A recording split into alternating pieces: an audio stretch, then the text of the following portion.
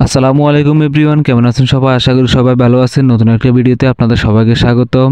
আমি আজকে চলে আসছি নোয়াখালী জেলা জামে মসজিদে। দেখাবো ভিডিওর মাধ্যমে, পুরো ভিডিও যদি আমাদের সাথেই থাকবেন আর ভিডিওটা উপভোগ করবেন। এই মসজিদটি স্থাপিত হয় 1950 সালে। নোয়াখালী জেলার সবচেয়ে পুরাতন মসজিদ এবং সবচেয়ে বড় মসজিদ হচ্ছে এই মসজিদটি, নোয়াখালী জেলা জামে মসজিদ। এই মসজিদের অপোজিট সাইডে রয়েছে একটি মাদ্রাসা, মদিনাতুল উলুম কাওমি মাদ্রাসা। দেখতেছেন মাদ্রাসা এবং মসজিদের এরিয়াটা খুবই সুন্দর।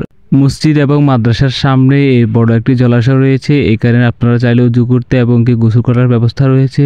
এই মসজিদটি ডিজাইন এবং কাঠামো দেখে যে কেউ মুগ্ধ হবে। দেখতেছেন ভিতরে এবং বাইরের এরিয়াটা খুব সুন্দর। এটা হচ্ছে উজুখানা, আপনারা চাইলে এখানে উজু করতে পারবেন। এখানে উজু করার জন্য ভিআইপি এবং খুব সুন্দর একটা স্থান রয়েছে। এই মসজিদটি বড় বড় 3টা পার্টে বিভক্ত। দেখতেছেন এটা হচ্ছে প্রথম পার্ট, একটা পিছনের সাইড। দেখতেছেন পিছন থেকে দেখতে খুবই অসাধারণ লাগতেছে।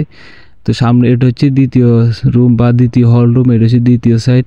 3টা ভাগে বিভক্ত এই মসজিদটি। এবারে এখন হচ্ছে সামনের সাইড, সামনের দেখতেছেন খুবই অসাধারণ। মসজিদের বাইরের এবং ভিতরের পরিবেশ দেখে যে কেউ এই মসজিদের প্রেমে পড়ে যাবে। দেখতেছেন খুবই অসাধারণ, মাশাআল্লাহ। তো গাইস, দেখাবো পরবর্তী কোনো নতুন ভিডিওতে নতুন একটা স্থানে। সে পর্যন্ত সবাই ভালো থাকবেন, সুস্থ থাকবেন। আল্লাহ হাফেজ, আসসালামু আলাইকুম।